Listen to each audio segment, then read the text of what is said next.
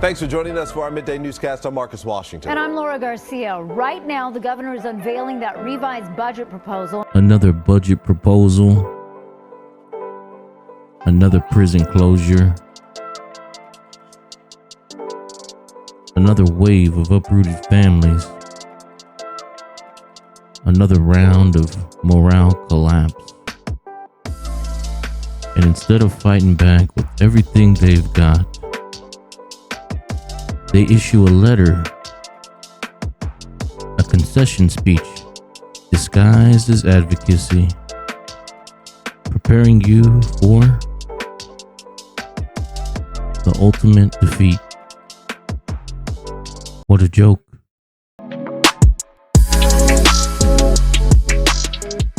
What is up, guys? Man, the real chick coming at you with another video. In this video, we're going to break down the CCPOA letter that was sent out by your president, Neil Flood. His defeat speech. I'm going to break down between the lines what it really means. Because on the surface, it seems normal. A normal advocacy letter. But when you dig into it and read between the lines, it's all bad. Let's get into it.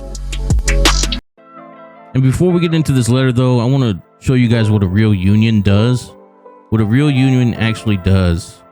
Right?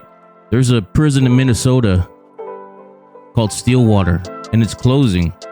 And so what happened is everybody there at the prison, including correctional staff, including correctional leaders inside the prison, teachers, all the free staff, they had a press conference. And they talk about it. Where's our press conference at, Neil? CCPOA, where's our press conference for these prison closures? Oh, we don't do that. Look at these people. They all got together. And they all got up there. And they all said their piece. Where's our press conference at? That's a shame, man, that we can't even have a press conference about prison closures. Really? Let's get into this defeat letter, man, because you guys really need to see what's going on. So Neil Flood sent a letter out to all of CCPOA members regarding the latest California budget revision. And you would think it would be a declaration of war against harmful prison closures. But it tells officers basically to brace themselves for impact because the fight is already lost. It says the latest budget news, another prison closure coming in 2026. What's that about, man?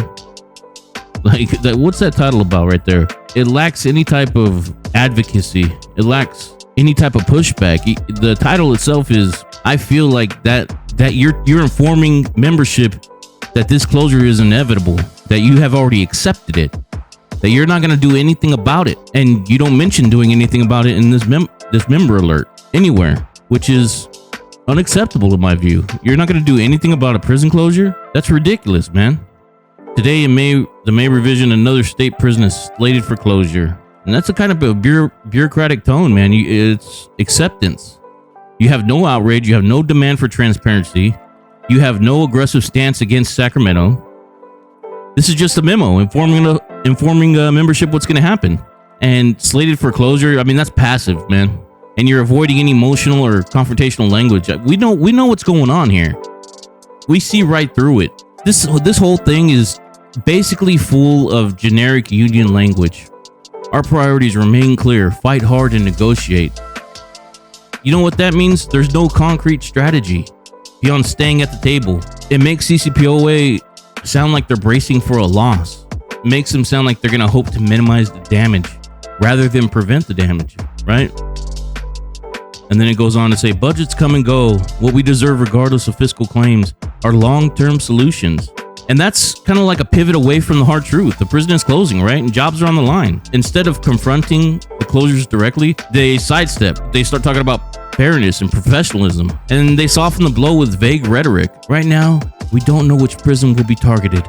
That uncertainty is difficult. So rather than pressing the state for answers or demanding a deadline for the answers to come, you use uncertainty as an excuse for inaction. And that builds helplessness, man. And that's reinforcing the idea that the union is reacting passively instead of taking initiative. I don't even want to start talking about the lack of media pressure. There's no mention of any press conferences or public statements, or there's no mention of any type of political pressure they're using. There's zero indication that they're fighting this at all.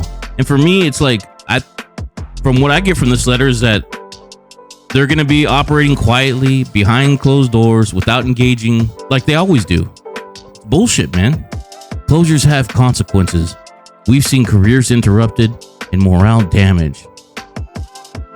Come on, bro. You're painting us as powerless victims, and you're painting this like this is a process beyond your control, which it's not. But you're letting it happen. This is like a statement of resignation. It's ridiculous. We'll be in the Capitol every day, making sure our voices are heard. Now, this closing line is like a last-ditch attempt to sound strong, right? That's what that is. And being in the Capitol means little. It means nothing. If you don't have, aggressive media strategy, if you don't have member mobilization, or even a public campaign to demand justice for us, it's symbolic presence. It's not power. This entire letter is a letter of defeat. There's nothing here saying they're going to fight for you. They're not going to stop this closure. They should, but they're not. You know why? Because they can't. They don't know how. They're too busy playing golf. The real shit. That's my take on it. I'm out of here.